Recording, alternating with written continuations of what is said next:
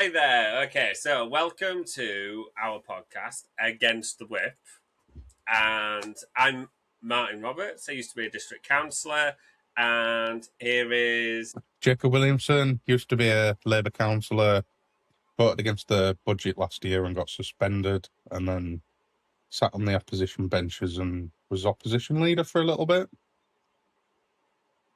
I think you need to say you used to be a Labour councillor as well. Who then? I know, yeah. I'll just letting you finish your bit. You know what I mean? Well, thank you. You know, Appreciate that. You were opposition leader after all. You know what I mean? Only for a little bit. So I was elected as a Labour councillor as well in 2024, and then I left in September 2025 and joined the opposition, of which I became part of the Unity Group, which Jake was the opposition leader for. And yeah, so the reason why it's called Against the Whip is because we've both, in some ways, gone against the whip. The Labour whip. It's a little bit different in terms of what happens to both of us. So the Electoral Commission was doing a review of all 21 wards in the Wakefield district, and they're meant to have a certain number of voters, electors, so on, and therefore the boundaries were going to change. And each district councillor, everyone that lives there, could comment on these. Now, the Labour Party had a position of which I was totally unaware of, was that you could comment on your own ward, and that was it. But I commented on all 21 wards and put in comments on each and every single one. And the Electoral Commission took on board some of those comments and put them in place. Not just some. Come on. The report came out and it were like, Martin Roberts says we've accepted Martin Roberts' suggestion, like all the way through the report. Martin Roberts. On just about every single ward, there was like Martin Roberts has said, and we accept this. There were some wards where it said Martin Roberts has proposed this, but we do not accept that. So there were one or two where it said that as well. But yeah, just about. I think we could say nearly all 21 wards there was a comment from me, and in the report it clearly said my name. Councillor Roberts has said such and such. We're going to put this in place. But I didn't know it was a position. I didn't know there was a whipped position of only commenting on your ward. So I was a new councillor. I commented on it. There we go. And then I attended a hearing where it was me versus 30 people. So to be honest, you weren't even a councillor when the position was made, and I was at the meeting where the position was agreed, and I'd forgot it were a position. Because they just want that important it's just one of those things that you remember the main stuff. Clearly, they just didn't realise they had a total geek of a new councillor in place who was really big up on boundaries and maps and stuff like that. As you can see, I've got a Hobbit map behind me now. It's just the whole hearings process that were just ridiculous. I've never had an HR experience or a meeting or anything where it's me versus 30 people. And literally, they just want to hound you. And it literally, it's just have a go at you, try and belittle you, make you feel rubbish. You know what I mean? And I do get the positions of some of them. They were a bit mad about it, but I didn't know it were a position, and that's what they can't get around. So there was no fault of theirs. There was no acknowledgement that, maybe we need to improve our communications. None of that were taken on board. It was just, let's blame you for everything that's going wrong, and you're going to cost us the election now. Anything that's bad is going to happen. It's all down to you. The ludicrous sort of thing that was said was that I was an infiltrator for the Yorkshire Party, and I was trying to bring down the Labour Party from within. Which is a new one. Normally it's Trots and stuff infiltrating the Labour Party. It is a new one that it's the Yorkshire Party infiltrating Labour now. Yeah, the Yorkshire Party. That Yorkshire devolution movement, it's gonna come powering through. It has. Look, we've got Andy Burnham in place. It's going to come through Westminster. It's not Yorkshire, though, is it? We could have the independent Yorkshire Party, Yorkshire Labour Party. Yeah. It's a new movement. So, it would just absolutely... There was only one councillor that did actually stand up for us, so that should be said as well. So, massive hats off to them for doing that. Yeah, and then your position. My position. So, voted against the Labour budget. Before I'd even had a chance to leave my seat, I was handed a letter suspending me. Like, literally within minutes. They knew I was going to vote against the whip, but they didn't know I was going to speak. And I didn't know I was going to speak until I got to the meeting. But they basically suspended me indefinitely. It just means there's no end in sight, whereas normally it'd be 6 months, I think, suspension. And the ludicrous thing about that is somebody who then got suspended for racism got 6 months, but me voting against an austerity budget is seen as more severe than racism, which are just like, I don't know how you arrive at that position, but... Do you know, it was quite... I remember, because I was sat like on the same row as you when you made your speech, and you got up and started speaking, and yeah, a lot of heads were turning, and people were like... on edge and stuff like that. I totally remember that moment. Obviously, I actually spoke against you, didn't I? I don't think I said anything too severe, but apparently it rattled a few cages. The only thing I said was, I can't see how I can personally vote against when there's nothing to vote for. That's the... I want you to vote for a budget.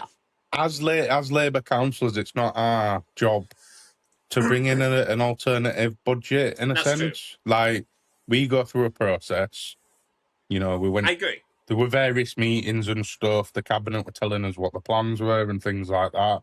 We were commenting through that. And then they bring the budget proposals, and like, so our job is, do we accept our cabinet's proposals or not? In which there were a lot of stuff they were saying throughout the budget making process, which was then different in the final budget. So the big issue for me was around redundancies. There were only supposed to be a handful of redundancies, as we were told through the process. Ends up being 270, which they didn't even tell us. We, as councillors, had to find that out through the press, through the media. So for me, they were the kind of red lines I just weren't willing to cross. So yeah. But a year later, when you were opposition leader, and obviously I joined your ranks as well at that point, there was an alternative budget put forward, and I voted for that budget. You know, and there were things in it that I was very supportive of, so that's why I voted for it.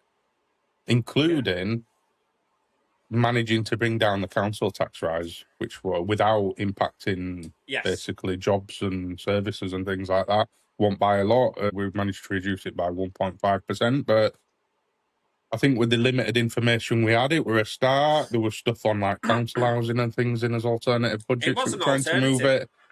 It was. I think it were a decent proposal to put forward. It's important for the opposition to put forward an alternative budget. I think that is their job. You know what I mean? And that's what we did. Yeah.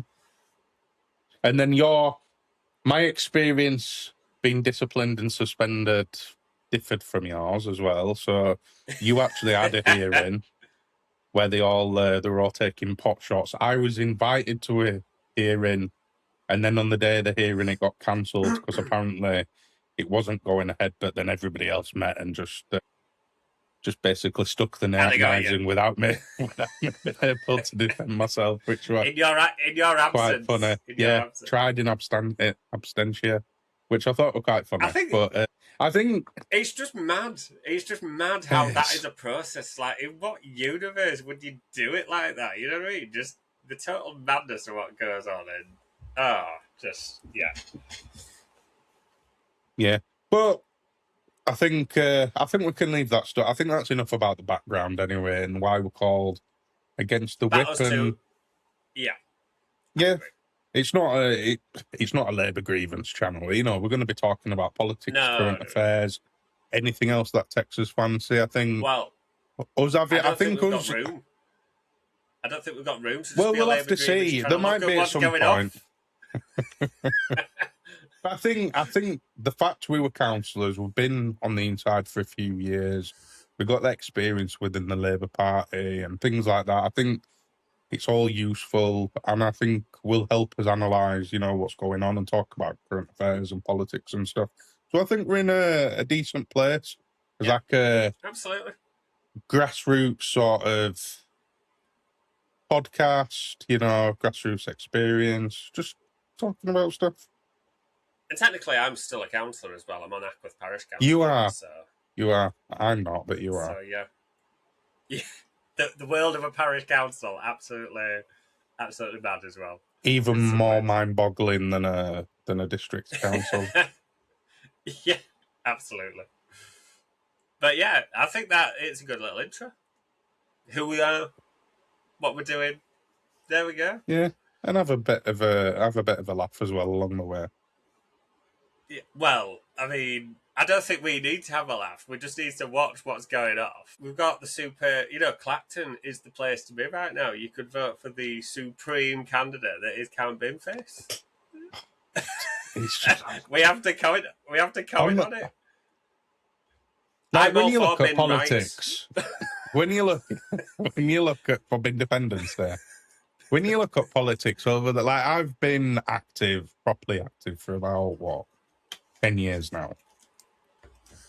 And it was there's been a lot of stuff happening. Obviously, there was Brexit and stuff moving through to Johnson and COVID, and there was a lot of stuff happening in between. But I never thought we'd be at a place where we've got a man who's resigned to stand in a by-election to keep his own seat against a man with a pin on his head. As that is a battle between them two. We've had, over the last decade, 7 prime ministers in a decade. It's getting exceptional. The thing is, we thought everything got mad with Liz Truss. We just thought, oh my God, yeah, this is 40 days or 40 whatever days of madness. And then look at where we're at. It's still continuing. And the next prime minister, he basically resigned as Manchester Mayor to stand in a by-election to become prime minister. It's just everything's up in the air now. There's not a bingo card that you can tick off to cover everything that's going to happen. I mean, who'd put Count Binface v Farage on that? But I think that's going to be a really interesting by-election, really, not just for the comedic factor and stuff. But have you seen some of Count Binface's policies? Yeah. Nationalising Nadal. I think that is relocating a hand dryer. I forget what the pub's name is, but the Crown. Is it the Crown and Swan or something in Uxbridge? Yeah. Is it the Crown and Signet or something? It's something like that. It's my favourites. So you've got 99 flake ice creams to cost no more than 99p. Get back to the good old days, I think. Absolutely. And what did he say in the Macclesfield by-election to price cap Wigan kebabs at £2? Yeah, that's true. And he said something about croissants as well. Yeah, I want that when he was standing for London Mayor to price cap croissants at £1.10 or something. I want to. Yeah, but hopefully we can continue with these things. They're just previous promises. Yeah, and to build at least one affordable house, which I think taken together, if he managed to implement them, would be more to tackle the cost of living than anything this Labour government's done. Or the Conservatives. And he's supposed to be the joke candidate. I know, this is the thing. He's got some of the most sensible policies, hasn't he? He has, yeah. My favourite ones, though, people who use speakerphones on buses to be conscripted. Because I think they wind everybody up. Cyclists who break the highway code to be made to ride unicycles. I think. Oh, what was the other one? For chief execs of water companies to be made to swim in the river.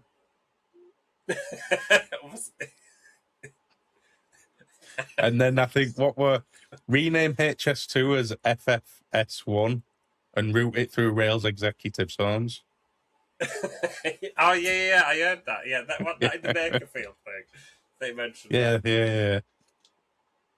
But it does say every time all his previous policies stand. Yeah, absolutely. Yeah, he's a man of integrity. or a bin of integrity. You know what I mean? And I believe Bin's right. So I think I heard it with LBC. I think one of the broadcasters basically said he'd find a lot of support because everyone has a bin. You know what I mean? So there will be a lot of bins out there rooting for him. Bin's right. Serious issue. I think it needs to be brought. And you take out the trash with a bin, so maybe we could take out the trash in Parliament with the whole by-election would get rid of a big piece of rubbish and put it in a bin, and maybe send him really far away into the United States, where he seems to like to be, instead of Clacton. That were funny. There were an interview where they asked him if he'd been. Have you ever been to Clacton? And he said no, but the current incumbent hasn't either. That's how I thought you were supposed to do it. I think it was Andrew Murray asked him, "Oh, so are you going to be going door to door doing leafleting?" And he just was like, "No, no, I'm not." And it's like, I mean, what a question! As if we were going to do that. Look at him. I know. I just can't wait for him to be on Question Time, because they'll do like they'll do a Question Time special, won't they, on the by-election? Yeah, they probably will. Yeah. So he'll have to be on it. Is Count Binface answering questions to the general public? Can you imagine? Because none of the main parties are going to be in it.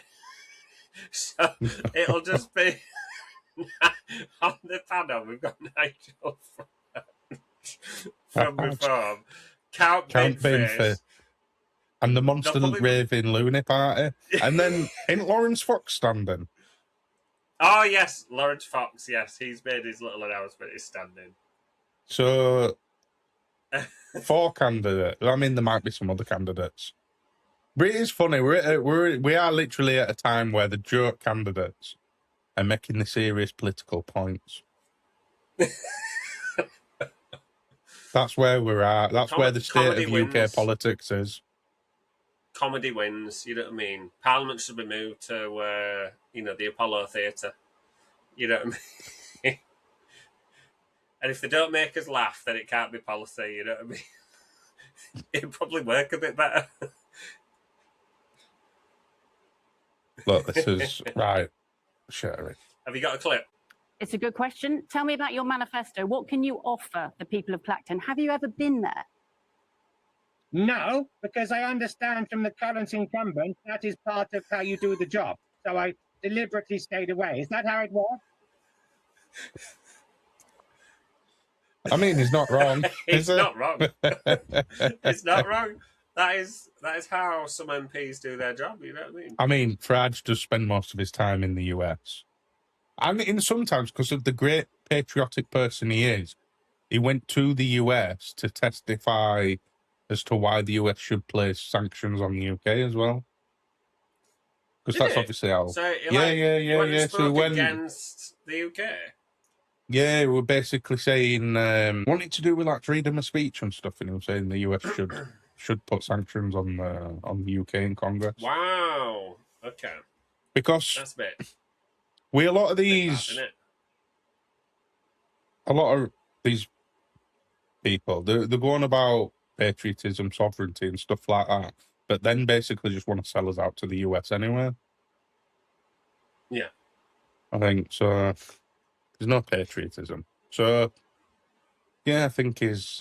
What do you think to what the established parties did? Because obviously, Nigel Farage made his press statement, of which it were like, oh my God, no. And then the next thing is all the established parties sort of like, do you think they've outmaneuvered him? Do you think they've outmaneuvered Reform? And now we've got the joke. I don't even think it's what's the word? Cordon sanitaire. I think it's the French word, isn't it? They call it. To be honest, I think all the main parties saying just not standing is basically saying he's having a hissy fit because he's getting some scrutiny over the £5 million. So he should. So this is just him throwing a hissy fit, or we're just not taking part. I think that's fair enough. Yeah. What do you think? I agree. I think it was good. I think it's good that they're not. They're kind of seeing out the process of the investigation, which is now paused while he's not an MP. We have to go through the ludicrous position because you can't actually resign as an MP. You've got to take on that position. I didn't know that. I didn't realise that. You had to. What's Yeah, is it steward for the steward of Summit? North Ballywick or something? Yeah, it's something like that. You've got to take on that position in order to resign. I think it just brings out these really ridiculous things about British democracy that make it quite unique. Because again, in all other elections across the world, like you just don't have Count Binface, you don't have the Monster Raving Looney Pack, you don't have these like joke candidates that are actually making a serious point sometimes about democracy. They are so I think about it's great. It's great. But I think the other elections in other countries are a bit boring because they don't have these little quirks. I mean, I just think it's serious. The fact's that anybody can stand, a man with a bin can stand if he wants to, right? And I just think it's brilliant. It's steward of the Manor of Northstead. Oh, there you go. Steward of the There is another one as well, but I can't remember what it said. But yeah, steward of the Manor of Northstead, which is just a ridiculous, like, archaic sort of thing we have in this country. A bit like the House of Lords, really. Yeah. We'll tackle the House of Lords another day, I think. Yeah, I quite like the idea that people like Count Binface can just stand in the Monster Raving Luna Party and stuff. It just... Sometimes politics can be a little bit too heavy, right? It can get a bit serious at times and a bit confrontational and stuff. And I think this is like our system sort of lowering the temperature a little bit, cooling things down a little bit, where we can all look and have a bit of a laugh and stuff and like get excited at the possibility of somebody losing to a man with a bin on his head.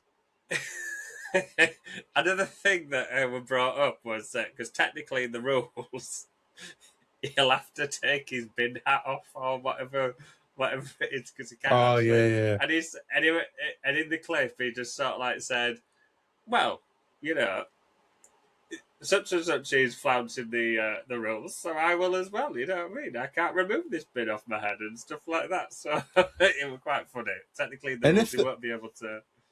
And if they don't let him say it, he should just do what Sinn Féin do and just abstain from taking his seat. Exactly.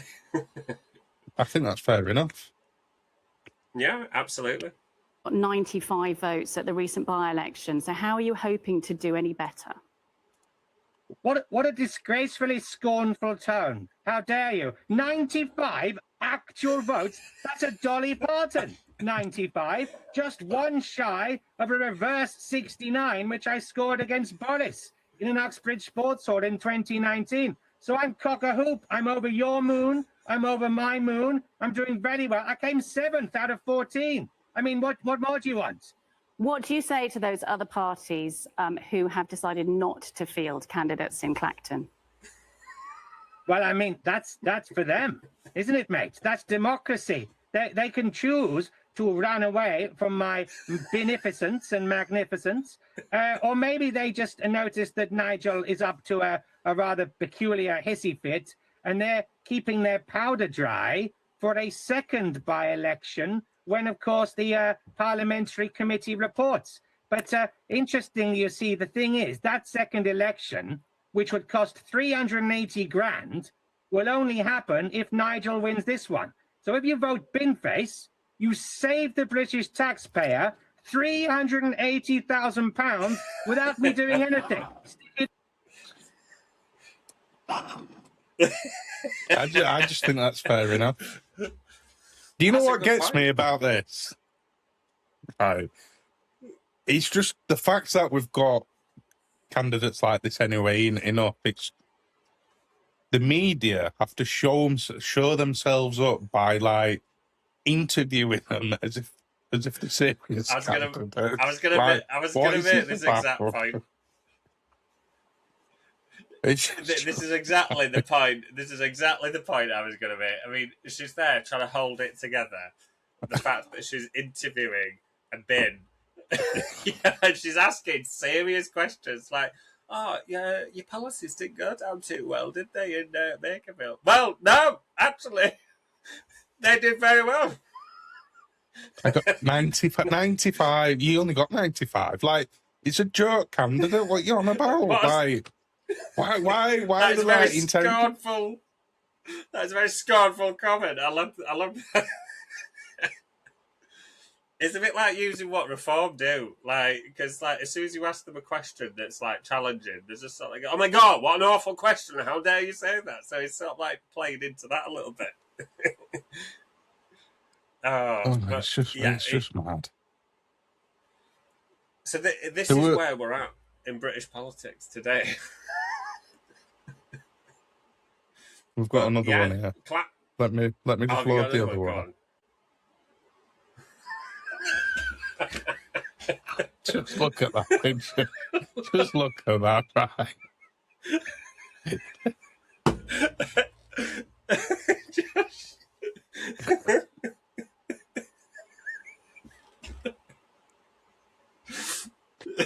just looking at it alone, you know what I mean? Like, it's British democracy. Don't you just love it? It's like some weird sci-fi film that's like taking the mick, you know, like the scary movie films take the mick out of horror films and stuff like this. All the serious politicians, right? I think there's the next government minister on there. Obviously, the presenter, and then there's just a guy with the on his head. Look at his cloak, though, as well. He's like the best dressed as well. How is he the best dressed? Like,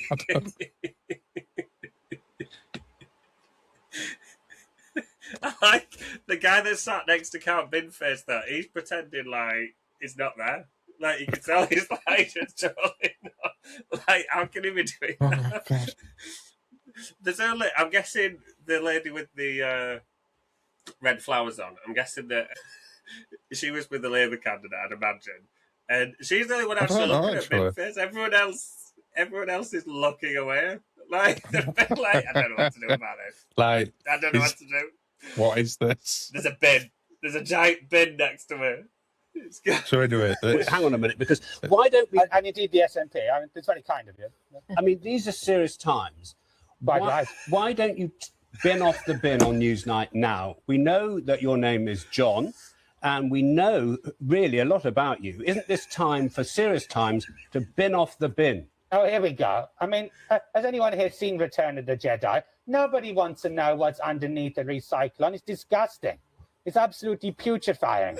No, if you want to be serious with me, I'll tell you, you want to talk to Count Binface, and then you get me on Newsnight, and you start trying to deconstruct a character. I would say, what are we doing here on a program which used to construct proper investigative journalism and now is a souped-up podcast, Paddy? Well, I mean, a souped-up podcast is where people want to know about... That's brilliant. Again, the presenter trying to be like serious and like take the bit as off, if he's unearthed something serious. You're not really you're not really some ancient, some intergalactic alien species. You know, like called a recyclone with bins on that. You're just a man with a bin on his head. As if the rest of us are like, oh my god, is it? Oh my god, until I watched Newsnight, I didn't know that was a guy with a bin on his head. I just didn't know. We thought it was some being, actually from Sigma 9, who travels down here and just stands in elections. Maybe he is. There's a Hollywood movie coming out soon about this guy, I'm telling you. God. And that shows what's wrong with not just politics, the media class as well. The fact you've got these journalists acting like they are. He's trying to do investigative journalism on Count Binface, you know what I mean? It's just like, get a grip. Come on. And it's not like nobody knew who he was. You could find that out. He's not hidden it. He's not gone to great lengths to hide his identity. Not like a certain £5 million, you know, which changes the story all the time. At least his story's consistent, you know what I mean? Yeah, so I suppose we better get on to the slightly more serious topic of why we've got this by-election, slightly. I'll let you do the serious stuff, because I'm the funny candidate. I'm the funny guy. You're the funny candidate, the funny person. I didn't mean candidate. I mean, I'm the funny guy here. I mean, so essentially, in the run-up, in the 12 months before the 2024 election, Nigel's been given £5 million, which he said was to go to fund his security, because, you know, he's got threats and stuff like that and he needs security.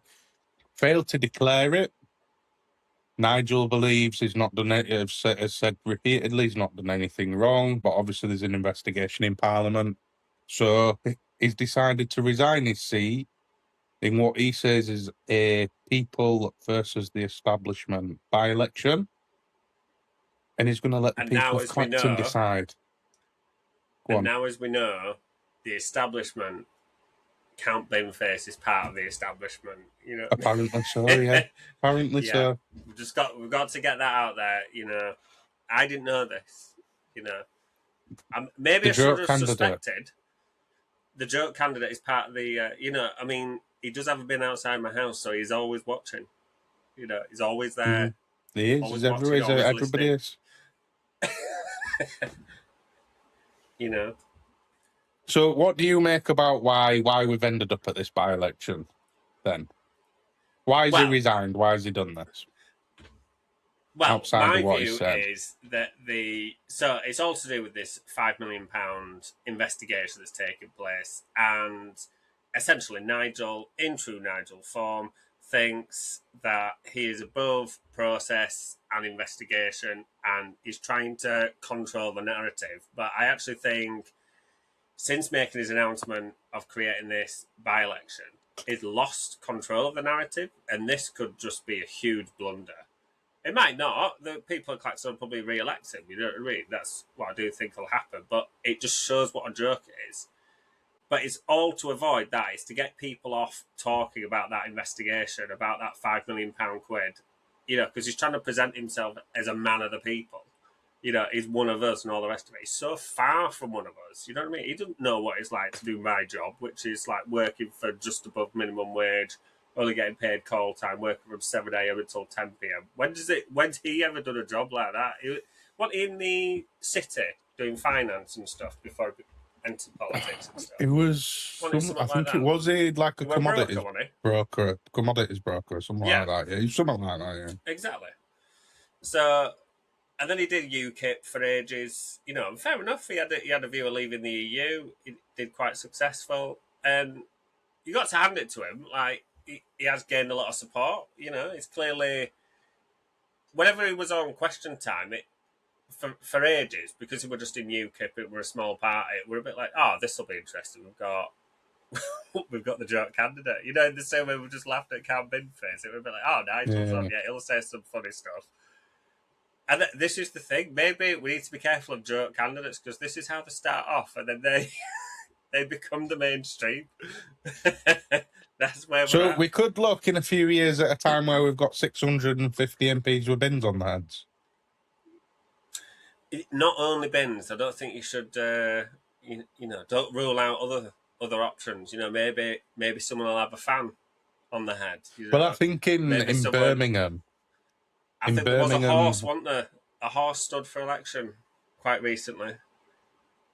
Maybe they should have the Solihull rat, the guy who's in a rat suit. That'd be quite funny. Due to all the rats they've been having, because the bins weren't emptied for like a ridiculous amount of time. Indeed. The rats could take over. They could take over Birmingham. You know. So, yeah, that's exactly what I think. I think it's all about trying to keep the news on reform, but in a totally different light to what's on them at the minute. Yeah, but does basically calling a by-election where the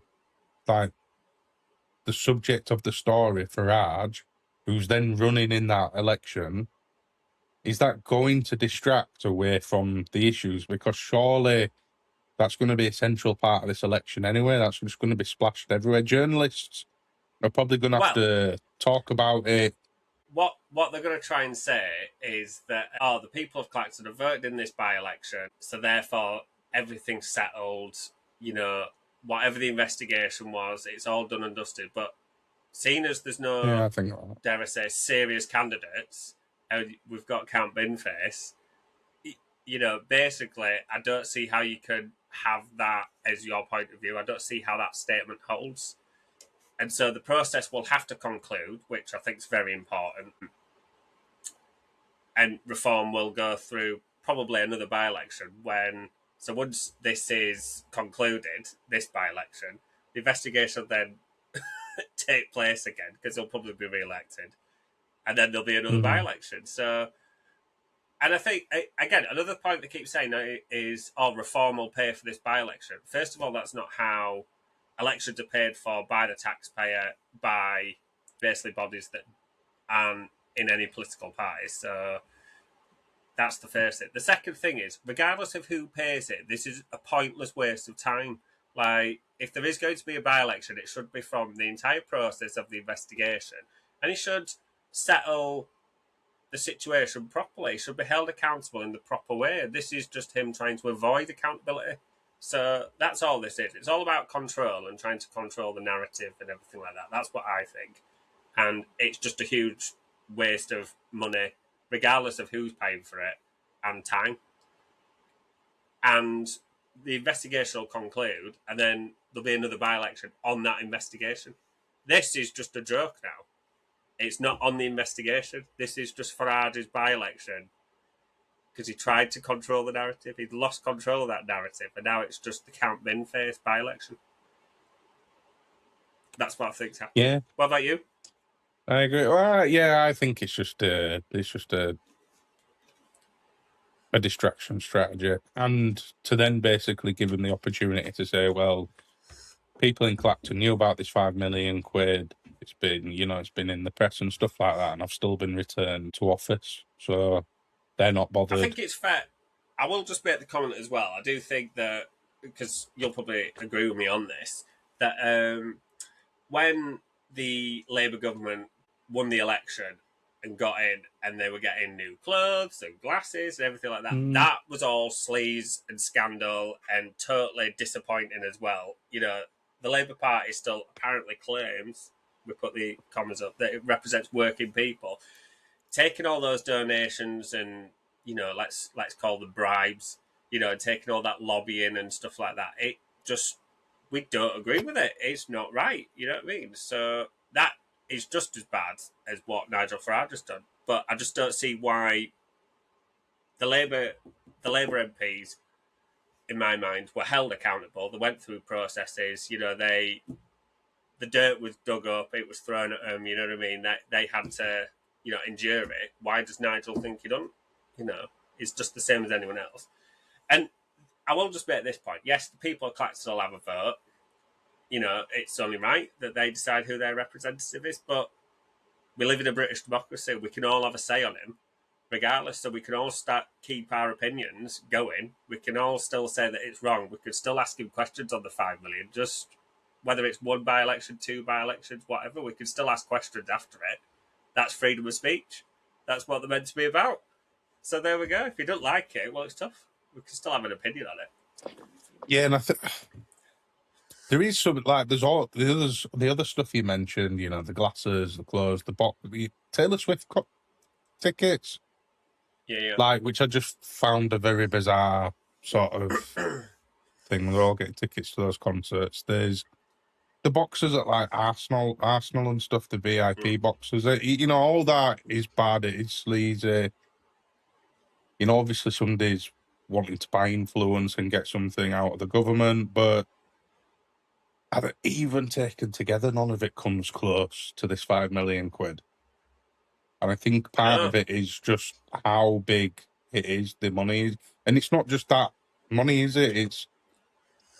There's been other bits and bats, Nigel's received. I mean, reform's under investigation, by the police because George Cottrell, his mother, then gave Reform £500,000 in the run-up to the general election in 2024. So I think it were in 2 separate payments, and the police were investigating it because they're basically thinking she's made them donations on behalf of her son and stuff, and they were trying to hide who made the donations and things like that.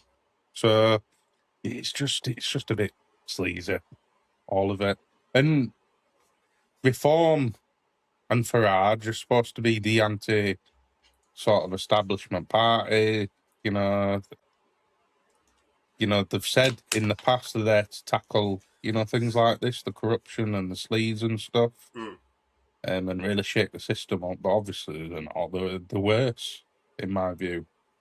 I think what it shows is they want to investigate everyone else that's doing this sort of thing, but they're allowed to still do it. So it's one rule for them and another rule for everyone else. And that, just don't agree with that. No. So, no, yeah, I don't. I think that... and now it's just a waste of time and money, everything that's taking place now. So there we go. Yeah.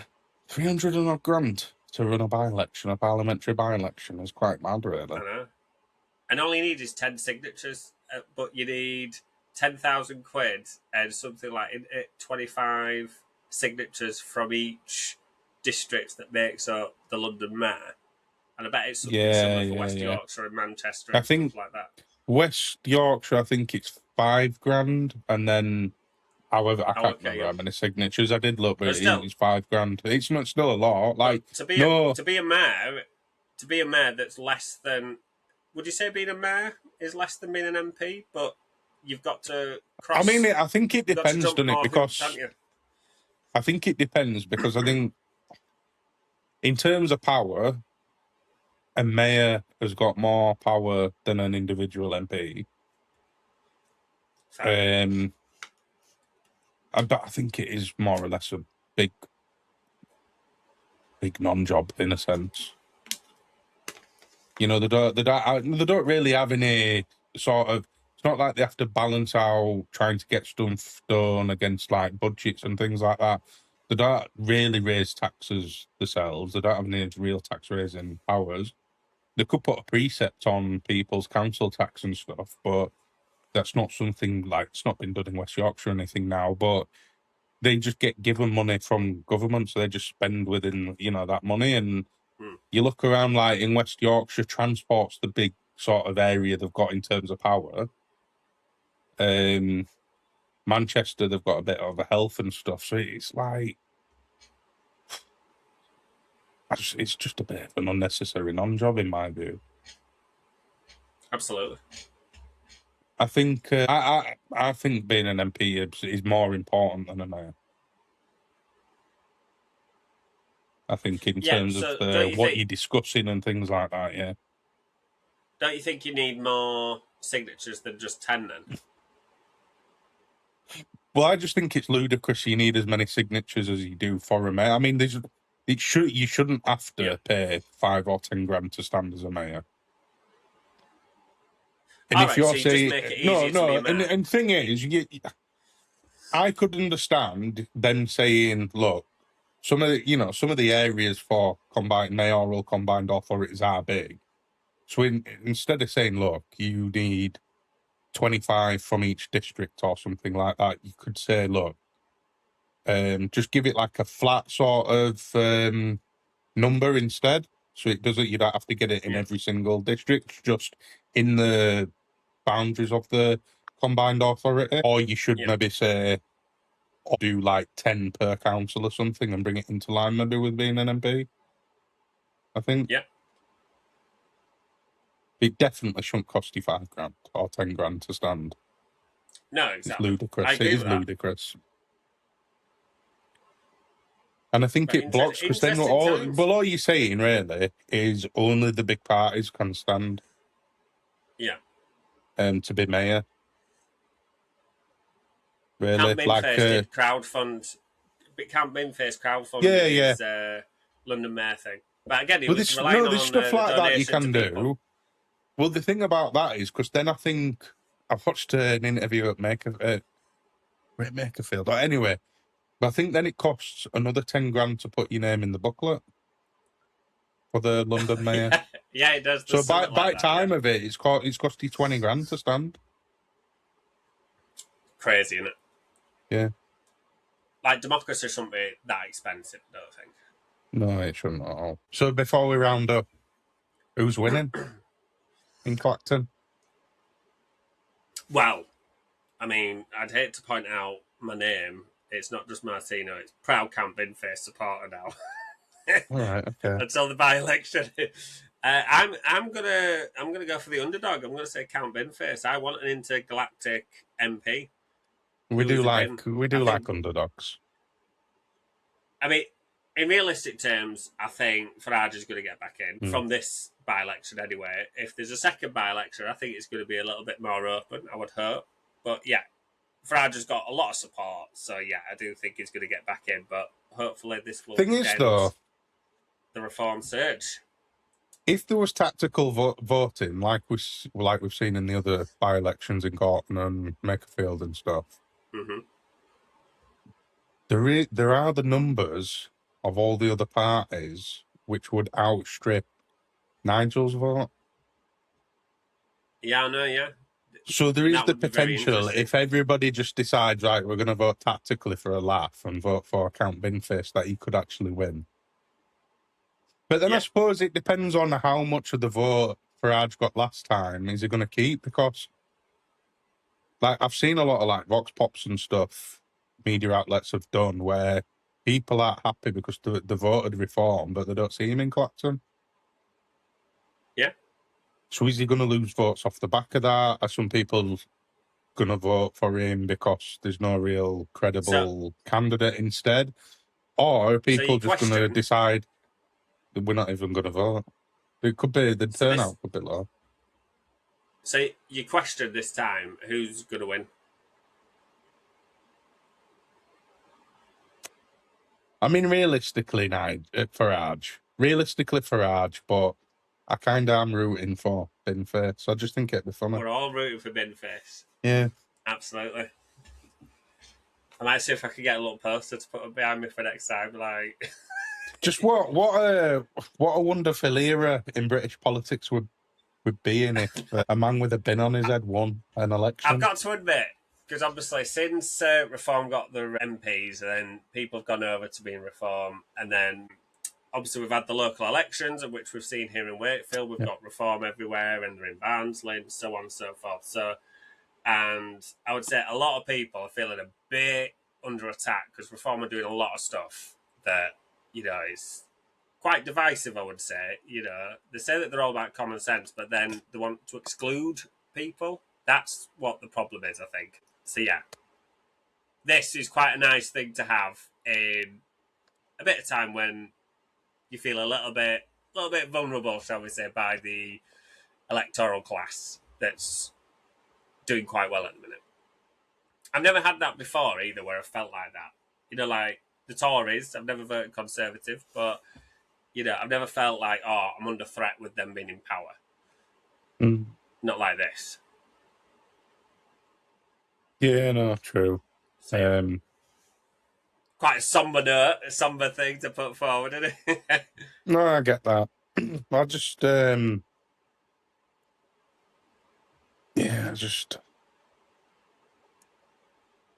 I just don't think Reform have locally, I don't think Reform have got a big plan in places anywhere. I mean, on councils and stuff. One of the Wakefield councillors, he posted what all the policies were for Reform, and they're just bullet points. So where's the detail? It's like, stop the boats. Well, they're not going to be able to do it. You know what I mean? We've had a boat problem since the Vikings. There's no boats coming up River Calder either. I know, exactly. Definitely done up the River Calder. And then just all this stuff that they say, save the NHS. What does that mean? Save it from who? From the intergalactic NHS. Thing is, in politics, all parties do things like that, where they'll yeah, I agree. They'll condense each policy into all the main policies into short, snappy slogans and stuff. I get that. You'd expect you'd expect somewhere for there to be like a bit of a more detailed breakdown. Yeah, absolutely, 100%. But yeah. So. But yeah, quite an interesting. Yeah, so we're rooting for starter episode. We're rooting for Count Binface. We hope he's going to win. Against the whip is for Count Binface. Yes. We are. But in a because he'd be against the party way. Exactly, you see. The system of the party wins. Is an inspiration. He is. Right, okay. Are we to leave it there then? We're to leave it there. For his first episode. We'll do another one next week. See how that goes. We could be in an even more stranger position next week than we are this time. Who knows what might happen, you know what I mean? So, right, anyway, so, yeah, we'll leave it there. Thanks, everybody, for watching, if you do watch. See you all later, against the whip. See you later. See ya.